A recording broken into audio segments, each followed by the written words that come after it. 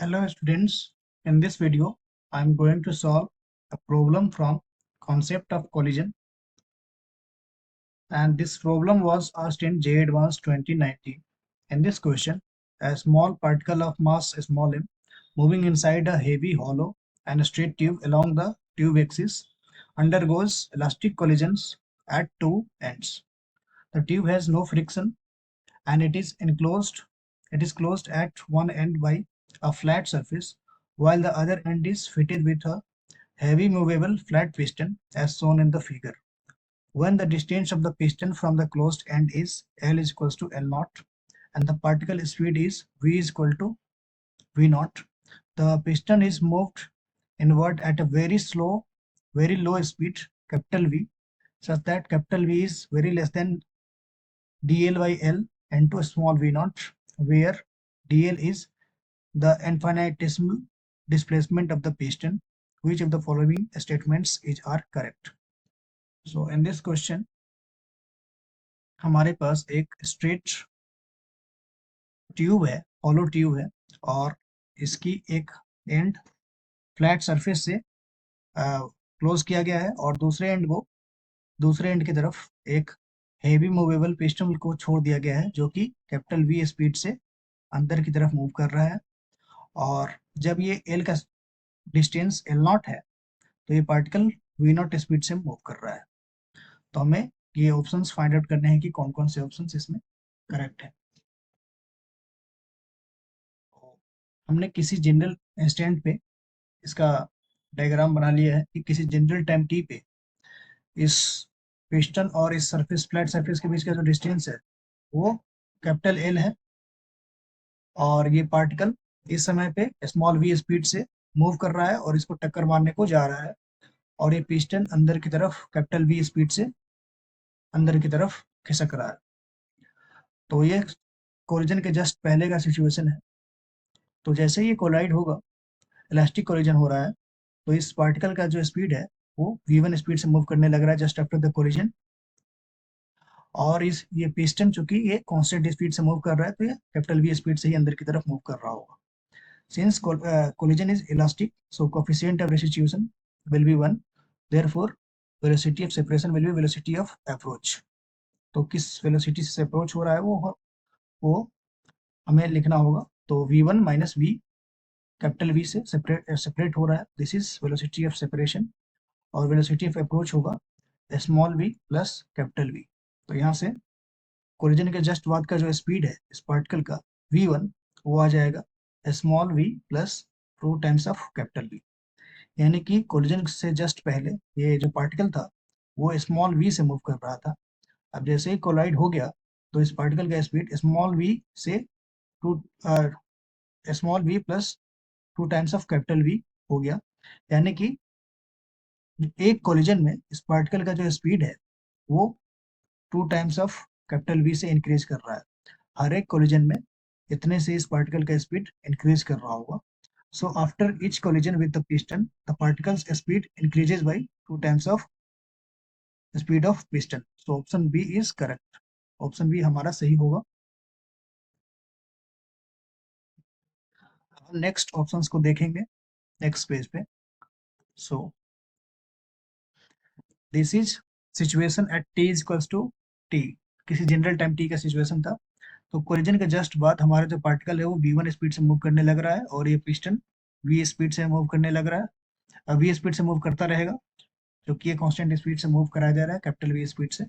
और हमने ये एज्यूम किया था कि इस इंस्टेंट पे इस पिस्टन और इस फ्लैट सरफेस के बीच का जो सेपरेशन है वो कैपिटल एल है और v1 का वैल्यू हम लोग ऑलरेडी फाइंड आउट कर चुके हैं small v plus 2 times of capital V.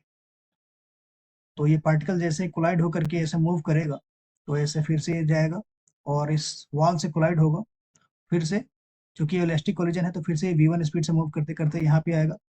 तो इतने ही टाइम में हमारा जो ये पिस्टन है वो यहाँ से खिसक करके कुछ डिस्टेंस मूव कर गया होगा। ऐसा सपोज कर लेते हैं कि x डिस्टेंस मूव कर लिया होगा, तो ये x है तो ये l माइनस एक्स हो जाएगा। तो हमारा पार्टिकल कितना डिस्टेंस मूव किया यहाँ से l plus l minus x, यानी कि 2l minus x particle distance move किया और ये पिस्टन x डिस्टेंस मूव किया।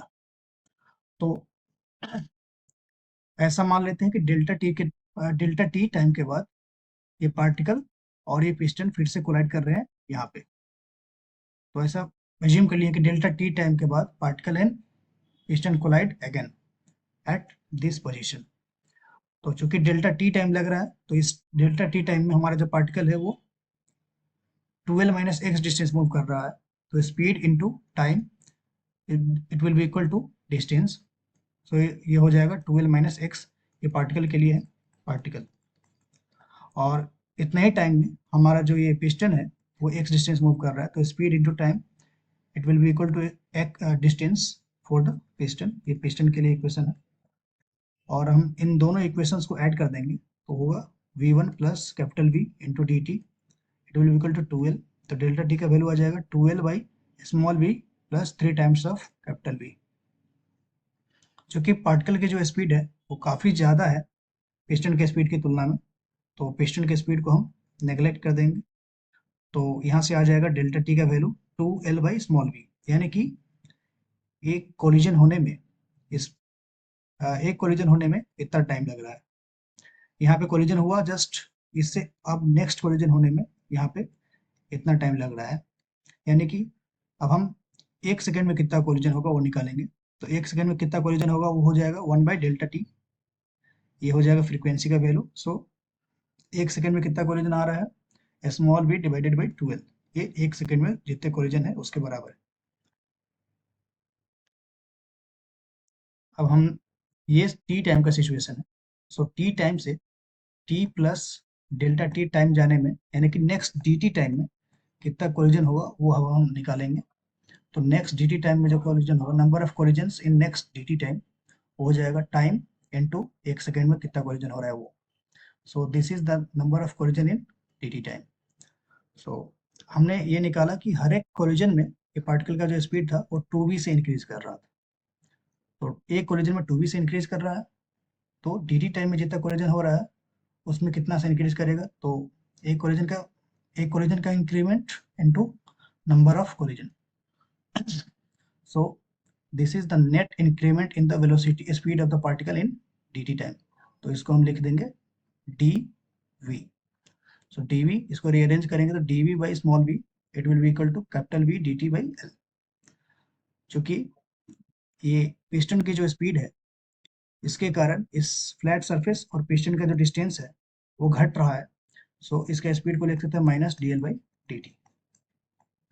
सो पिस्टन के स्पीड को लिखा जा सकता है minus D L by D T, और यहाँ से डी टी का जो वैल्यू आएगा वो आएगा minus D L by V, और इस डी टी का वैल्यू हम इसमें सब्सटीट्यूट कर देंगे तो हमारे पास ये डिफरेंशियल इक्वेशन निकल के आ जाएगा। यानी कि स्मॉल डेल वी का जो वैल्यू है वो है minus of V small V by L into D L. यानी कि जब ये पिस्टन डी एल डिस्टेंस से अंदर मूव कर रहा है तो पार्टिकल का स्पीड इतने से बढ़ जा रहा है। ये पॉजिटिव होगा डीवी का वैल्यू, क्योंकि डीएल घट रहा है तो इसका वैल्यू नेगेटिव और इसका वैल्यू नेगेटिव, तो नेगेटिव नेगेटिव पॉजिटिव आ जाएगा। सो 1 सेकेंड में इतने कोलिजन हो रहे हैं और डीवी का वैल्यू हमारे पास इतना निकल के आ रहा है। तो इन दोनों को ऑप्शन से मैच कराएंगे। तो 1 सेकेंड में जो कोलिजन हो रहा था वो हो रहा था 2v/l, 2v/l।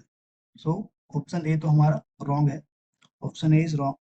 और जब ये पिस्टन डीएल डिस्टेंस से अंदर मूव कर रहा था तो इसका जो वैल्यू आ रहा था वो आ रहा था v dl by l। So option C भी हमारा रॉन्ग है। तो अब हम option C is also wrong, option C is also wrong. अब हम ऑप्शन डी को देखेंगे कि ऑप्शन डी में पार्टिकल का जो काइनेटिक एनर्जी हुआ है कैसे चेंज हुआ है। सो अब हम इस डिफरेंशियल इक्वेशन को नेक्स्ट पेज पे कॉपी करके सॉल्व करेंगे।